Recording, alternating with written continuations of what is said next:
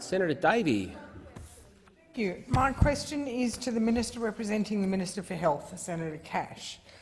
Can the Minister please update the Senate on how the Liberals and Nationals in government are protecting Australians and responding to the global coronavirus pandemic?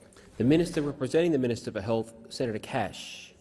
Mr President, and I thank Senator Davey for the question. Mr President, in Australia, as at 10:30 a.m. this morning, there have been 5,977 confirmed cases of the coronavirus, and sadly, as at 6:30 a.m. this morning, there have now been 49 deaths. Globally, we have seen over 1.4 million confirmed cases, and over 81,865 lives have now been lost. Our priority as a government is to flatten the curve and to reduce the number of cases.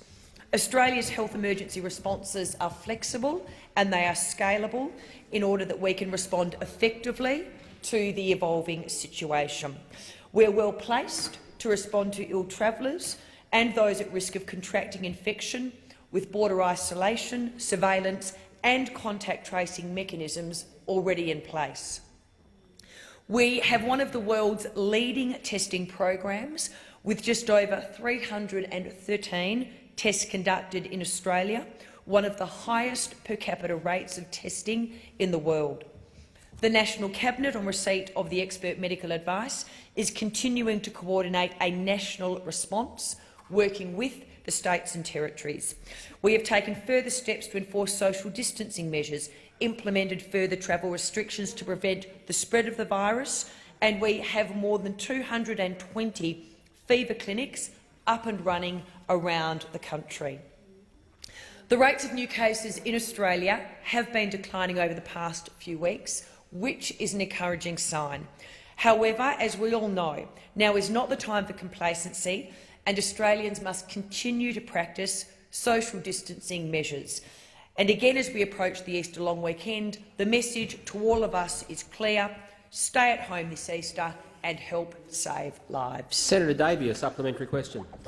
Thank you. What additional investments is the government making to ensure that Australia has access to all the health care needed to continue to manage the containment of the virus? Senator Cash. Thank you, Mr President. And as we are all aware, Australia isn't immune from COVID-19, but we're as well prepared as any country in the world. The government recently announced a $1.1 billion worth of initiatives, including $669 million will be provided to expand Medicare subsidised telehealth services for all Australians, with extra incentives to GPs and other health practitioners also delivered. An initial $150 million will be provided, and I commend the Minister for Women and the Minister for Social Services to support Australians experiencing domestic, family and sexual violence due to the fallout of the coronavirus. An extra $74 million will be provided to support the mental health and wellbeing of all Australians. An additional $200 million will be provided to support charities and other community organisations which provide emergency and food relief as demand surges as a result of the coronavirus. And this, of course, builds on the $2.4 billion of measures we've already announced. Senator Cash. Senator Davey, a final supplementary question.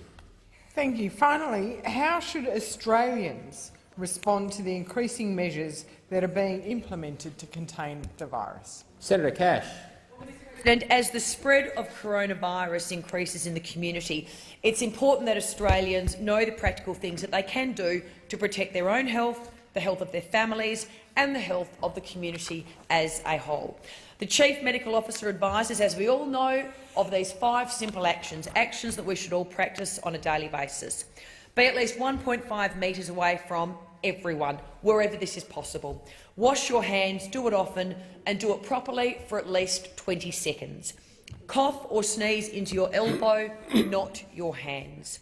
Do not touch your face at all, even if it itches. And if you're sick, of course, the very obvious advice: stay at home. The reason we're undertaking all of these very simple actions, though, is, of course, we need to work together. We need to work together to protect the elderly, to protect the vulnerable and to protect those who have lung conditions. All of our advice is that this will be for around a 6-month period. Senator Cash. Time for the answer has expired. Senator Cormann. I ask that further questions be placed on a notice paper.